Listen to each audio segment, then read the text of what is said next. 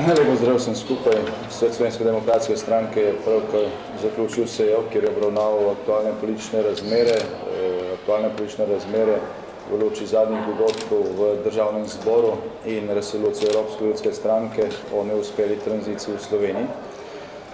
Zdaj, s to resolucijo je svet po daljši temeljiti razpravi sprejel vrsto usmeritev za prihodnje o tem, kakšne bodo aktivnosti stranke v zvezi z realizacijo te resolucije, vas bomo obveščali sproti.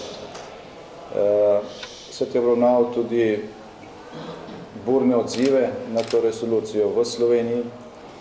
Zdaj, s temi odzivi sem svet seznanil z napovedjo enega od podpredsednika Evropske ljudske stranke, ki mi je dejal, da naj pozorno spremljamo te odzive na to resolucijo in bomo na podlagi teh odzivov lahko pač dodatno presodili, oziroma bo Evropa lahko dodatno presodila, kakšna je situacija v Sloveniji in koliko je ta resolucija zadela bistvo. Dejal mi je približno tole. Na to resolucijo sta možna dva odziva oziroma dve vrsti odzivov, evropski ali ukrajinski. Evropski odziv vaših oblasti bi bil tak, da bi enostavno to resolucijo sprejeli na znanje, dejali, da z pozivi k spoštovanju vladavine prava, pravni državi, poštenemu in nepristranskemu sojenju, spoštovanju rokov, ki si jih sami postavljate, da s tem ne vidijo, da pri tem ne vidijo nobenih težav. Vsak poziv k spoštovanju pravne države in rokov je dobrodošel in Slovenija bo pač v praksi pokazala, da tukaj ni nikakršnih problemov in pomanjkljivosti in da je tudi kakršenkoli nadzor ali zanimanje za te postopke samo dobrodošel. To bi bil evropski odziv. Dejal pa mi je, druga vrsta odziva je to, kar spremljamo v Ukrajini, to pa je, da bo ta resolucija, ki poziva na pošteno in nepristransko sojenje, na dokončanje reform in tranzicije, razglašena za vmešavanje v notranje zadeve, za pritisk na neodvisno sodstvo, za nesprejemljivo soljenje pameti iz tujine, kar Evropa v primeru Slovenije seveda ni, ker je članica, sestavni del Evropske unije. Če se bo pa to zgodilo, potem pa bo to samo še dodaten dokaz, da je ta resolucija zadela bistvo in da smo bili mogoče še preblagi. Zdaj sami lahko ugotovite, kakšen je bil ta odziv v Sloveniji, šel po evropski ali po ukrajinski poti in glede na to, da sem spremljal tudi razpravo na politični skupščini Evropske ljudske stranke, bi se z tega mesta samo zahvalil gospodu Masleši in gospodu Fišerju, pa še nekaterim drugim, med njimi tudi pravosodnemu ministru, kjer so svojimi reakcijami dodatno dokazali, da informacije in analize, ki smo jih sprejemali v Slovenski demokratski stranki, držijo in da je zdaj to potrjeno preko njihovih reakcij tudi za celotno Evropsko unijo. Na svetu smo obravnavali tudi zadnje dogajanje v Državnem zboru, glasovanje o proračunu, zakonu o nepremičninskem davku, dodatno zadolžitev države v ozadju in izglasovano zaupnico vladi.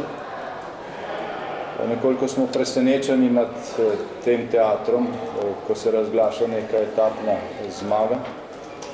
V bistvu se za zmago razglaša sprejetje krivičnega in škodljivega nepremičninskega davka, ki bo prizadel gospodarstvo, kmete, podeželje in vse tiste Slovenke in Slovence, ki so si nekaj ustvarili z lastnimi rokami in niso trošili in zapravili ali pa živeli na račun drugega.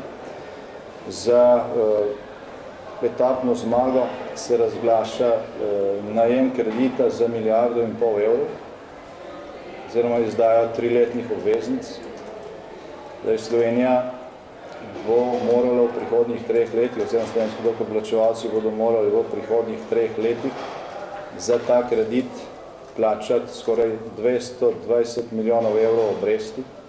Ta kredit je bil najet po več kot 4,7 odstotni obrestni meri. Španija se zadolžuje po 1,7 odstotni meri, Hrvaška se zadolžuje pa po 4,0 odstotni meri. Skratka, razglašati to za etapno zmago je možno samo v primeru, da imaš slovensko javnost za popolnoma neuko in jo podcenjuješ, ali pa da enostavno ne veš, kaj govoriš. To je bila etapna zmaga, to je bila neka patetična predstava za javnost. Stopnice za to predstavo bomo plačali vsi.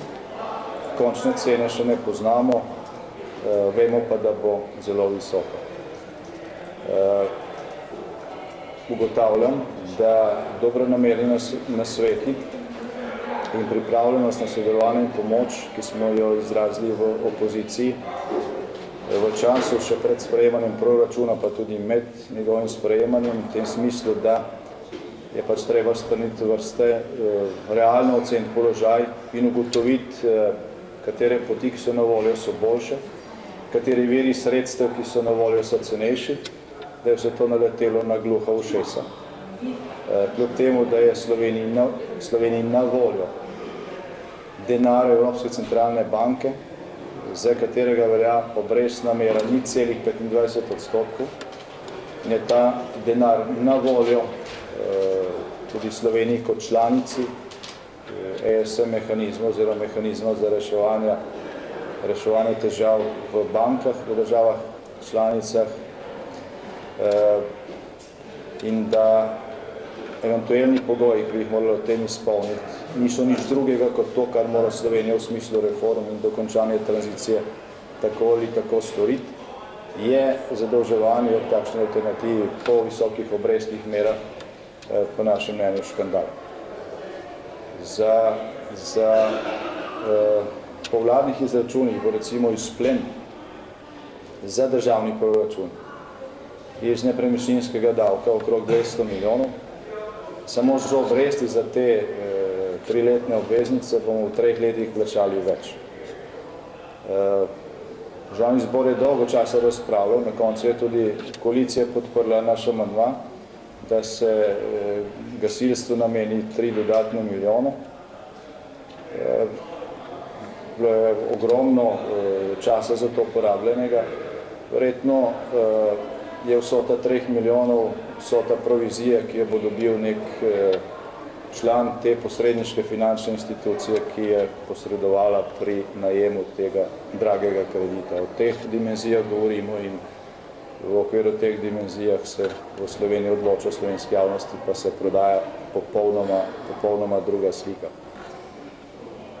Jaz sem se seznanil tudi z pobudo, ki sem jo poslal predsedniku države, ta pa je, da se koordinacija predsednikov parlamentarnih strank, ki ne bi se na njegovo pobudo sestala v prihodnjih tednih, resno sooči s to dilemo, ali se bo Slovenija v prihodnje zadolževala poceni ali drago, ali bo najemala drag oziroma poceni denar. In predlagal sem mu tudi, da pač zaprosi vlado za izračune za oba scenarija, tako da bomo tako mi kot slovenska javnost imeli pred seboj posledice ene ali druge variante. Nima nekakšnega smisla, da se cel državni zbor prepira o 3 milijonih, v času pa vlada za hrbtom zakonodajalca in državnega in slovenske javnosti zapravlja stotine milijonov. Ne zdrži tudi primerjava z zadolžitvami v preteklem letu ali v letih prej. V tistem času namreč poceni sredstva iz Evropskega reševalnega mehanizma za banke niso bila na voljo. Ta sredstva so na voljo letos, ta alternativa obstaja letos. Zaradi tega so tudi obrestne mere pri večini držav pač bistveno niže, tudi kadar se zadolžujejo na finančnih trgih, ker pač obstaja alternativa in vsaka konkurenca znižuje tudi ceno denarja. Torej, govorimo o alternativi, ki obstaja, govorimo o dilemi, ki je pomembna tudi za vašo prihodnost. Od tega, kako drag denar se bomo sposojali tudi za odplačevanje starih kreditov, bo odvisno, kakšne plače boste imeli, bo odvisno, kakšne bodo pokojnine, bo odvisno, kakšni bodo davki in bo nenazadnje odvisno, koliko manevrskega prostora bo imelo gospodarstvo za to, da investira, da ustvarja nova delovna mesta in da s tem Slovenija izide iz krize.